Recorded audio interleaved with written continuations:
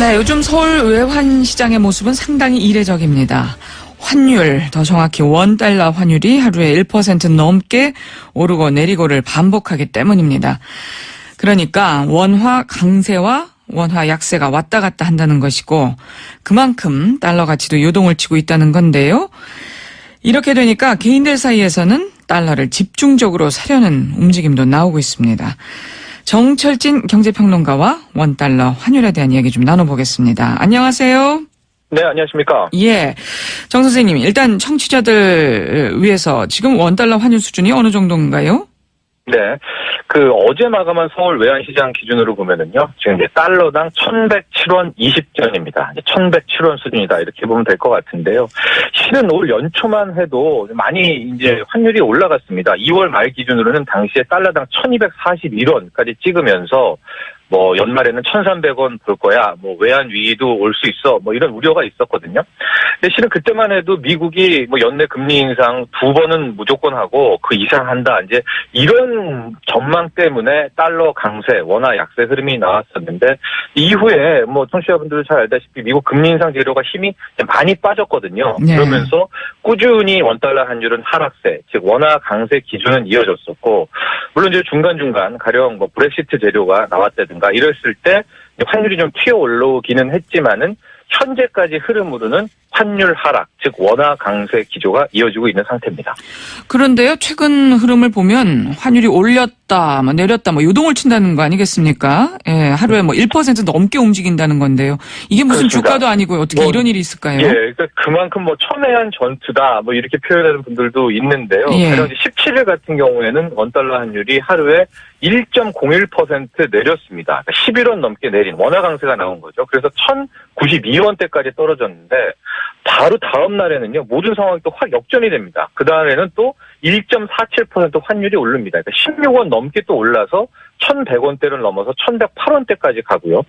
이런 식으로 환율이 1% 위로 아래로 10원 넘게 가는 이런 흐름이 나오고 있거든요. 그러니까 굉장히 시장 참여자들이 마음이 불안한데, 왜냐하면 이 원달러 환율이 이렇게 요동을 친다는 건 바꿔 말해서 세계의 기축통화죠. 이 달러 가치가 강했다가 약했다가 이렇게 흔들리고 있다라는 거니까 실은 이런 상황이 오면 뭔가 문제 있는 거 아니야? 특히 우리나라 같은 경우에는 외환에 대한 트라우마가 있어서 더 많은 우려가 커지고 있는 것이죠. 예. 그러니까 이렇게 달러 가치가 불안정하다는 게 역시 미국 금리 인상과 관련이 있다고 봐야겠죠. 네, 그렇습니다. 그러니까 왜 이렇게 지금 환율이 위아래로 요동을 치느냐? 그러니까 달러의 가치가 강했다가 약했다가 하느냐? 이 금리 인상과 아주 밀접한 관계가 있습니다. 그러니까 이제 지금 흐름이 이제 원화 강세가 다시 잡혔다는 거는 연초에는 금리 인상을 많이 한다, 2번 이상 한다고 했다가 지금은 못한다. 아예 또 이런 힘을 이쪽 의견이 힘을 얻고 있거든요. 겨우 한 번 할까 말까 이런 얘기가 있는데 18일 기준으로 그날 갑자기 이제 환율이 튀어 오른 날요. 이 16원 넘게 오른 날에는 무슨 일이 있었냐면은 그날 새벽에 미국 연방준비제도에서 한 숨이 서열로 따지면 3위 정도 되는 윌리엄 더들리라고 뉴욕 연은 총재, 뉴욕 연방은행 총재가 있는데 네. 이런 말을 합니다. 그러니까 시장이 지금 너무나 미국이 금리 인상 못할 거야 이런데 베팅을 하는데 조심하라. 당장 9월에도 금리 올릴 수 있다. 이런 코멘트를 하면서 달러 가치가 오르고 당연히 원화 가치가 떨어지면서 원달러 환율이 오른다 이렇게 되는 건데요. 지금 외환시장 상황은요. 우리뿐만이 아니라 전 세계가 다 이 미국이 금리 인상 하네 못하네 하면 언제 하네 이걸 가지고 지금 요동을 치고 있다 이렇게 보시면 되겠습니다. 참 여러 사람 고민스럽게 하네요. 예. 네. 근데 정말 미국 연방준비제도 이사회 금리 언제 올릴 것 같냐? 이런 질문들 많이 하잖아요. 근데 지금 보면 이런 전망들 무색한 것 같아요. 그렇습니다. 이제 너무 많이 언급도 했고요. 너무 많이 분석도 했는데 항상 이게 무의미했죠. 그래서 국내 주식 투자하는 분들도 이 미국 연방준비제도이사 연준에 대해서 금리 인상 제로 좀 그만 우려먹어라. 이게 사월국이냐 이렇게 얘기도 하고 우리뿐만이 아니라 미국 증권 이제 관련 케이블 TV 보면 이쪽에서도 연준 비난을 되게 많이 합니다. 왜 금리 인상 이걸 언제까지 써먹을 거냐 그러는데요. 딱 오늘까지로 보면 이 시장과 흐름을 보면은 9월에는 못할 거다라는 쪽에 이제 확률적으로는 좀 더 큽니다. 7월 의사록 내용도 그렇고 현재 흐름인데 근데 이제 이 다음이 더 큰 문제죠. 9월에 못한다면은 11월에 미국 대선이 있지 않습니까? 그러면은 12월에는 할 수 있을까? 그럼 이제 그 다음으로 넘어갈 테니까 뭐 내년 상반기 뭐 이렇게까지가 나오는 게 다소설이고 많은 분들이 이야기를 하지만 예. 실은 이런 전망은 좀 무색합니다. 이게 연준 마음이거든요. 그래서 그나마 좀 확실한 사인 하나를 보려면은 8월 26일 날 현지 시각입니다. 이제 잭슨홀 미팅이라고 있거든요. 예. 여기에 이 제넷 옐런 연준 의장이 연설이 있습니다. 항상 이 잭슨홀 미팅에서는 중요한 금리 정책에 대한 발언을 하니까 아마도 이때 거의 9월에 인상 하냐 못하냐는 확인이 될 수 있겠다. 뭐 이렇게 보면 되겠습니다. 예. 나 어쨌든 우리 국내 투자자들은 좀 지친 것 같아요. 그래서 네. 그냥 금리 올려라. 뭐 우린 달러 사겠다. 이런 분위기라면서요. 그렇습니다. 이제 많이 지친 것 같고요. 그래서 지금 국내 투자자들 분위기는 그래 언젠가는 올리겠지. 그러니까 올리면은 달러 가치가 또 오르는 거 아니겠습니까? 이 금리라는 게 또 돈의 값이니까. 그래, 달러 역대를 봐도 달러가 언제나 승리했으니까 더 이상 이거 뭐 갈등하지 않을래? 달러를 살래? 이런 분위기가 이제 조성되고 있는데요.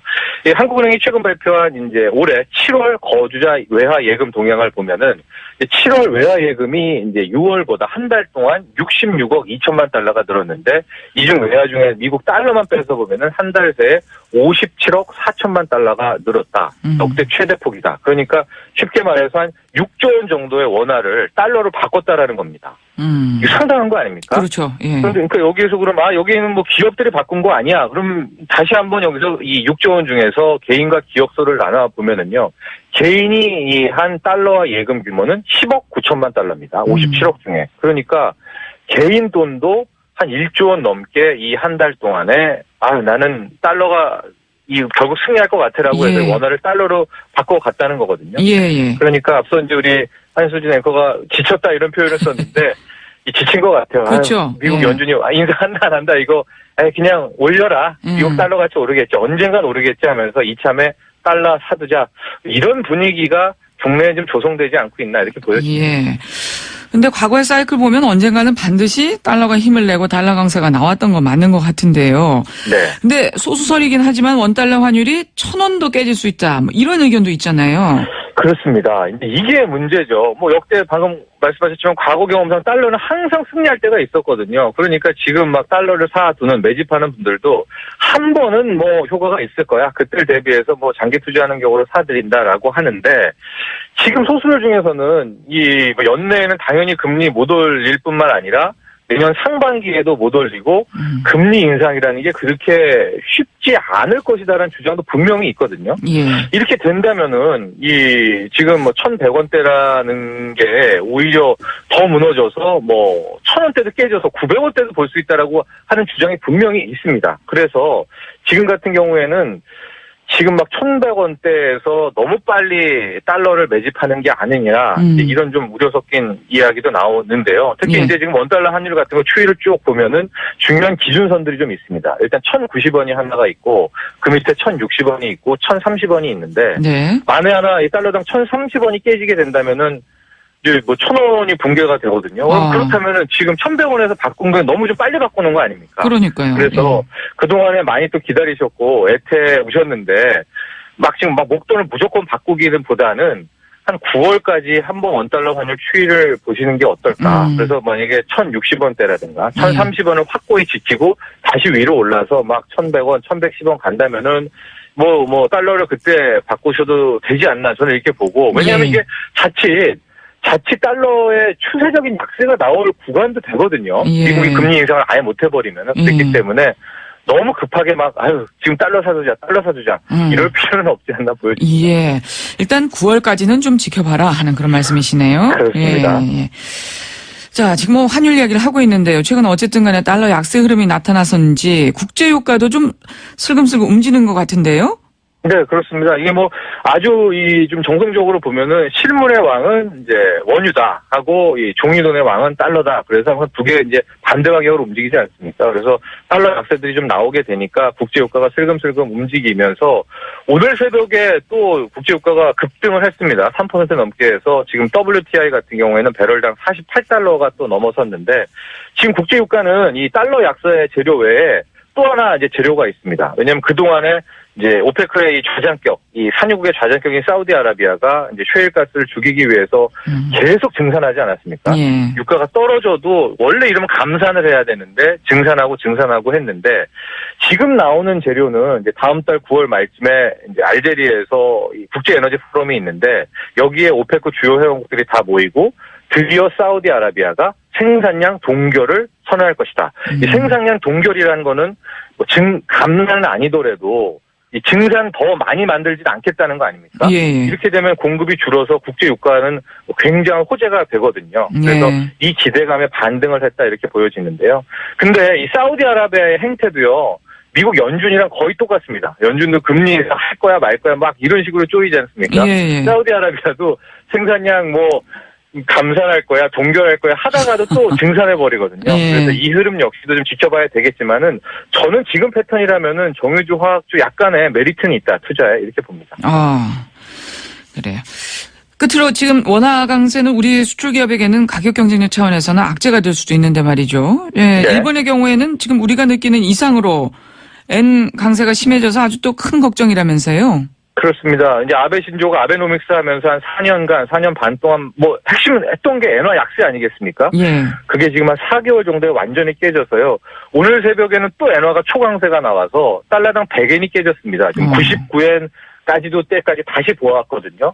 이렇게 되니까 이제 일본 중앙은행에서 다음 달 대담한 정책을 내놓겠다 이렇게 얘기를 합니다. 그러니까 뭐 엔화 더 찍겠다 이런 식으로 이제 대처를 하겠다라는 건데 이 엔화도 만만치가 않은 게요. 만약에 다음 달에 엔화를 더 찍었는데 미국이 금리 인상을 안 해버린다 하고 뭐 연내 금리 인상 못할 거라는 분위기가 나오면은 또 엔화 강세 계속 나오는 거거든요. 예. 그러면 이제 일본 같은 경우는 완전히 자충수에 빠진다 이렇게 볼 수가 있고 지금 문제는 이 달러 약세, 원화 강세 흐름이 나오면서 본의 아니게 우리 한국은행도 압박을 주고 있다. 왜냐면은 이 어쨌든 원화 강세는 수출 먹고 사는 우리나라 입장에서는 그렇게 좋은 재료는 아닌 거 아닙니까? 예. 그래서 항상 그동안에 원화 강세가 나오면은 외환 당국에서 컨트롤을 했는데 지금 미국은 이제 환율 조작국 이슈를 내세우면서 이렇게 외환 당국이 개입하는 것을 아주 막고 있거든요. 예. 그러면은 좀 우회적으로 원화 약세를 좀 만들 수 있는 방법은 실은 금리 인하밖에는 없습니다. 그래서 만에 하나 미국이 9월 FOMC에서 금리 인상을 못하고 뭐 강한 금리 인상 기조가 아니라는 선언이 나오면 10월에 한국은행은 좀 고민을 할 것 같습니다. 왜냐하면 뭐 내수도 안 좋으니까 금리 인하 좀 하고 싶기도 하는데 여기에 원화 강세가 막 나오니까 그러면은 이 원화 강세 때문에 우리가 금리 인하를 하는 거야라고 해서 10월 금리 인하 가능성이 또 이 환율 때문에도 나올 수가 있을 것 같거든요. 예. 근데 이러면 또 가계부채 문제도 있고 하여튼 이 원달러 환율이 9월까지는 이것만 봐도 세계 경제 흐름을 읽을 수 있을 겁니다. 예. 오늘은 여기까지 말씀 듣겠습니다. 잘 들었습니다. 네, 감사합니다. 정철진 경제평론가였습니다.